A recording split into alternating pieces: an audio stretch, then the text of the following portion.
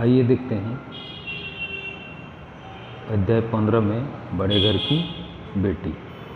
बड़े घर की बेटी पहले प्रमुख शब्द देख लेते हैं। पितामह दादा होता है। धन धान्य संपत्ति होता है। संपन्न मतलब धनी आदमी। विपरीत उल्टी। निर्बल कमजोर। कांतिहीन बिना चमक के। अधिपति स्वामी। तिरस्कार अपमान निंदा बुराई। सम्मिलित शामिल। प्राचीन पुराना। ललनाएँ कन्याएँ या युवतियाँ। घृणा नफरत। ऋण कर्ज। प्रतिष्ठित सम्मानित। विद्यमान मौजूद। प्रतिभाशाली बुद्धिमान। क्षुधा भूख कोप गुस्सा।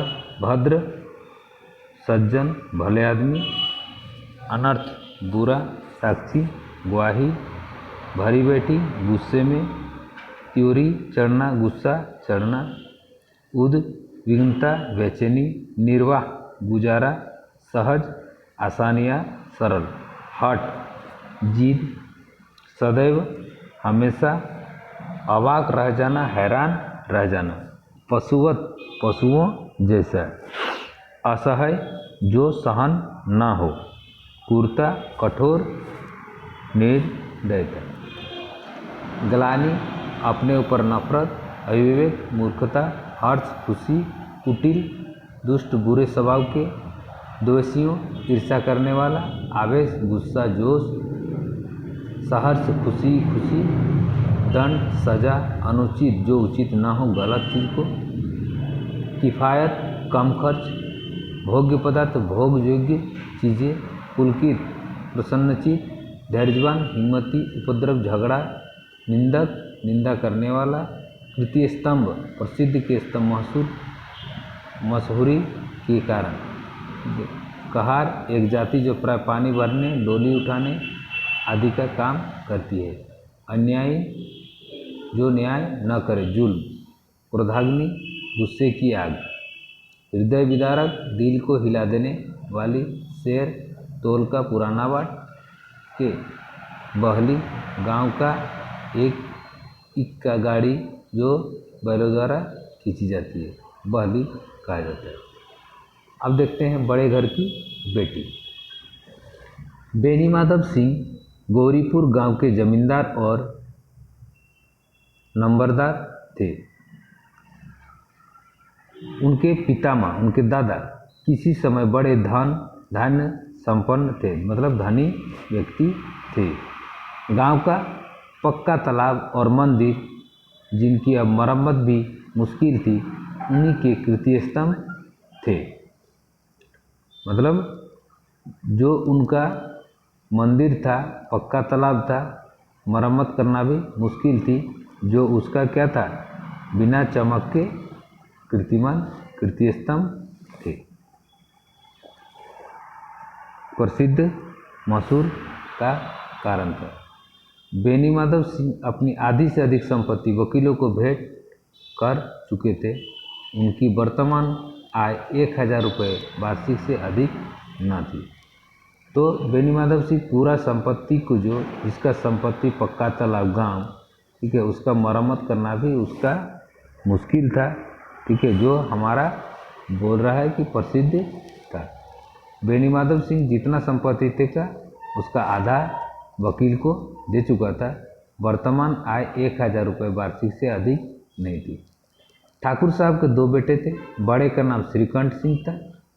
उसने बहुत दिनों के परिश्रम और उद्योग के बाद बीए की डिग्री प्राप्त की थी।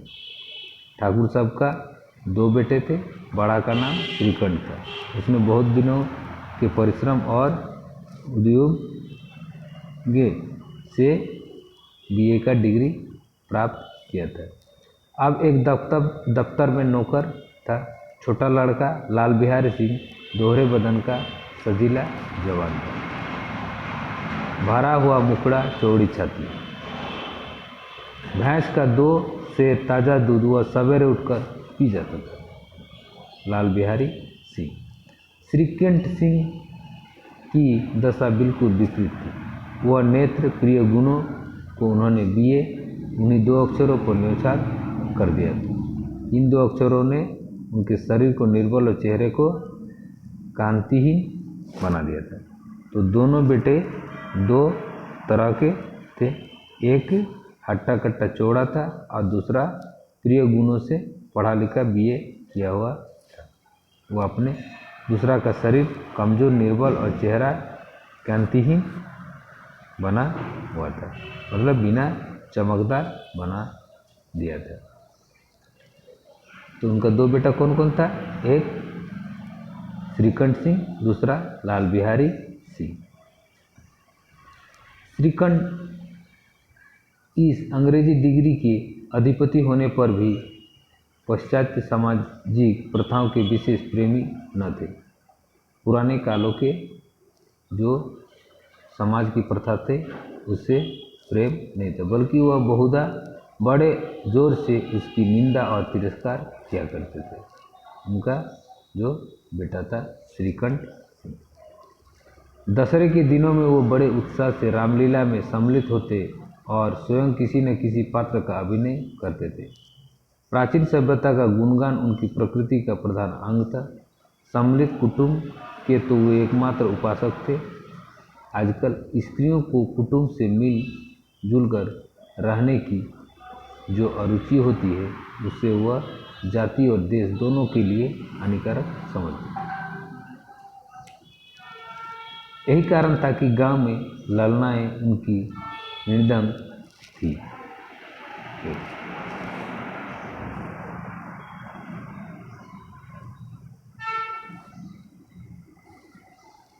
गांव के लोग उनकी बुराई करती।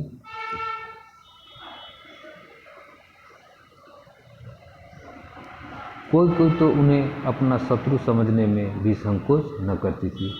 स्वयं उनकी पत्नी को इस विषय में उनसे विरोध था, इसलिए नहीं कि उसे अपने सास ससुर देवर या जेठ आदि से घृणा थी, बल्कि उसका विचार था कि वह बहुत कुछ सहने पर भी परिवार के साथ निर्वाह न हो सके तो आए दिन के कलह से जीवन को नष्ट करने की अपेक्षा यही अच्छा है कि वो अपनी खिचड़ी अलग पकाइए। आनंदी एक बड़े उच्च कुल की लड़की थी। उसके बाप एक छोटी सी रियासत के तालुकदार थे। विशाल भवन एक हाथी, 3 कुत्ते, बाज, झाड़फूस, ऑनरेरी मजिस्ट्रेट और रीन जो एक प्रतिष्ठित तालुकदार के भोग्य पदार्थ है, सभी यहाँ विद्यमान थे। क्या क्या था? विशाल भवन था, एक हाथी, 3 कुत्ते, बाज था, झाड़फानूस था, ऑनरेरी मजिस्ट्रेट था, रीन जो एक प्रतिष्ठित तालुकदार का भोग्य पदार्थ है, वो सब कुछ था। नाम था भोप सिंह।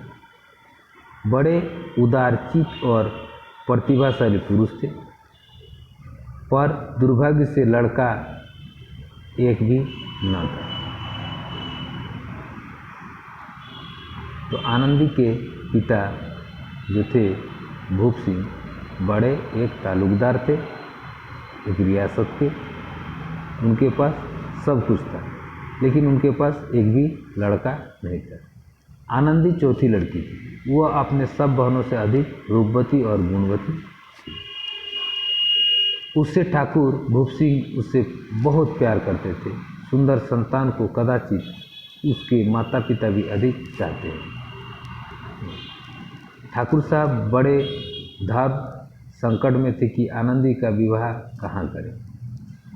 न तो यही चाहते थे कि ऋण का बोझ बढ़े और न ही स्वीकार था कि उसे अपने को भाग्यहीन समझना पड़े। एक दिन श्रीकंठ सिंह उसके पास किसी चंदे का रुपया मांगने आया। भूप सिंह उसके स्वभाव पर रिझ गए और धूमधाम से श्रीकंठ सिंह के आनंदी के साथ विवाह हो गया। आनंदी अपने नए घर में आई तो यहाँ का रंग ढंग कुछ और ही देखा। जिस टीम टाम की उसे बचपन से ही आदत पड़ी हुई थी, वह यहाँ नाम मात्र को भी न थी।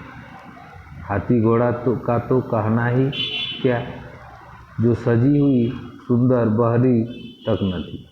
रेशमी स्लीपर साथ लाई थी, पर कहाँ बाग कहाँ जहाँ वह सैर करती। मकान में खिड़कियाँ तक न थी, न जमीन पर फर्श, न दीवार पर तस्वीरें। यह एक सीधा साधा देहाती गृहस्थ का मकान था, किंतु आनंदी ने थोड़े दिनों में ही अपने को इन परिस्थितियों में ऐसा अनुकूल बना लिया मानो विलास के समान कभी देखा ही न हो। इतने बड़े घर की बेटी, जो विशाल भवन, हाथी, कुत्ते, बाज, इस तरह के घर में पली बड़ी, लाडली प्यारी ठाकुर साहब का लाडली प्यारी बच्ची क्या किया, श्रीकंठ सिंह के साथ विवाह हो जाने के बाद जब उनका घर गया तो उनके घर में देखा कि ज़मीन पर न फर्श थी, दीवार पर न तस्वीर थी, न खिड़की थी, ठीक है, हाथी घोड़ा कुछ नहीं था। एक दिन दोपहर के समय लाल बिहारी सिंह 2 चिड़ियाँ लिए हुए आया और भावज से बोला, जल्दी से पका दो, मुझे भूख लगी है। आनंदी भोजन बनाकर उसकी राह देख रही थी। अब वह नया व्यंजन बनाने बैठी। हांडी में देखा तो घी पाव भर से अधिक न था। ठीक है, हांडी मतलब होता है मिट्टी का बर्तन, पाव भर से अधिक। बड़े घर की बेटी किफ़ायत क्या जाने, उसने सब घी मांस में डाल दिया। लाल बिहारी खाने बैठा तो दाल में घी न था। बोला, दाल में घी क्यों नहीं छोड़ा? आनंदी ने कहा, घी सब मांस में पड़ गया। तो जितना हांडी में घी था वो जो 2 पंछी लाया था, चिड़ियाँ लाया था, उसको बनाने में उसने सब डाल दिया। लाल बिहारी जोर से बोला, अभी परसों घी आया है, इतनी जल्दी उठ गया? अभी परसों ही घी आया है, इतने जल्दी ही घी खत्म हो गया? आनंदी ने उत्तर दिया, आज तो कुल पाव भर रहा होगा, वह सब मैंने मांस में डाल दिया। आज तो पाव भर जैसा घी था जो मैंने मांस में डाल दिया। जिस तरह सूखी लकड़ी जल्दी से जल उठती है, उसी तरह सुधा में धवला मनुष्य जरा जरा सी बात में तिनक जाता है। लाल बिहारी की भवाज की यह ठिठाई बहुत बुरी मालूम हुई। तुनक कर बोला, मैके में तो जैसी घी की नदियाँ बहती है।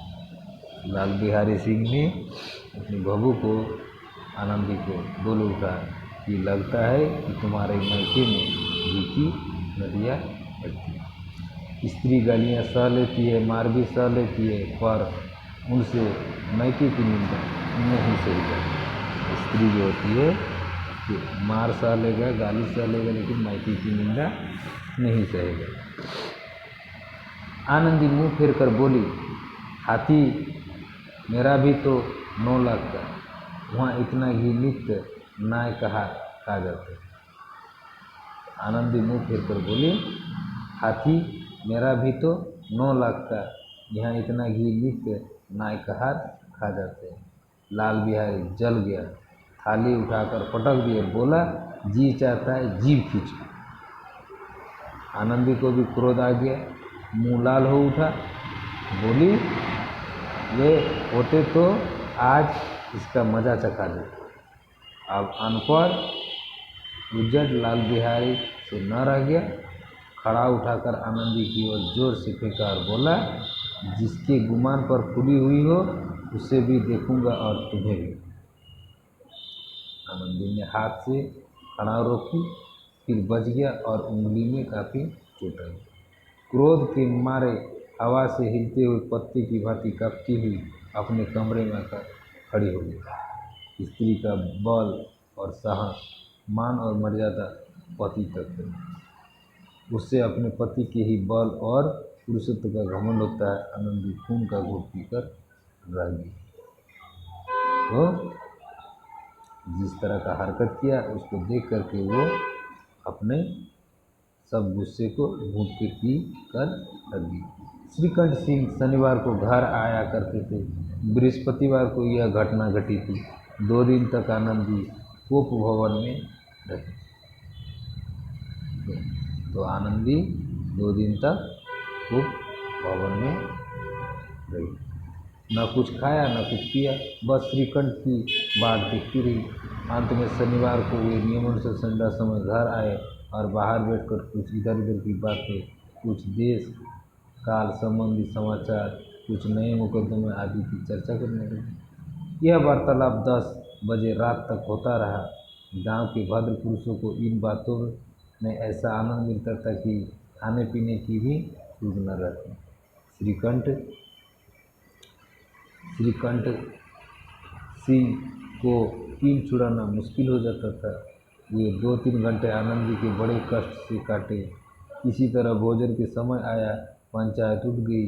एकांत हुआ तो लाल बिहारी ने कहा, भैया आप जरा भाभी को समझा दीजिए कि मुँह संभाल कर बातचीत किया कर, नहीं तो एक दिन अनर्थ हो जाए।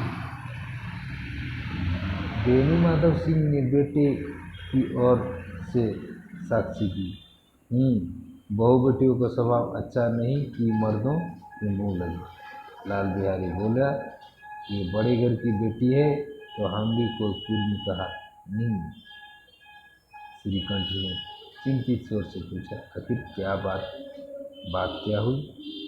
लाल बिहारी ने कहा, कुछ भी नहीं, यूं ही आप उलझ पड़ी।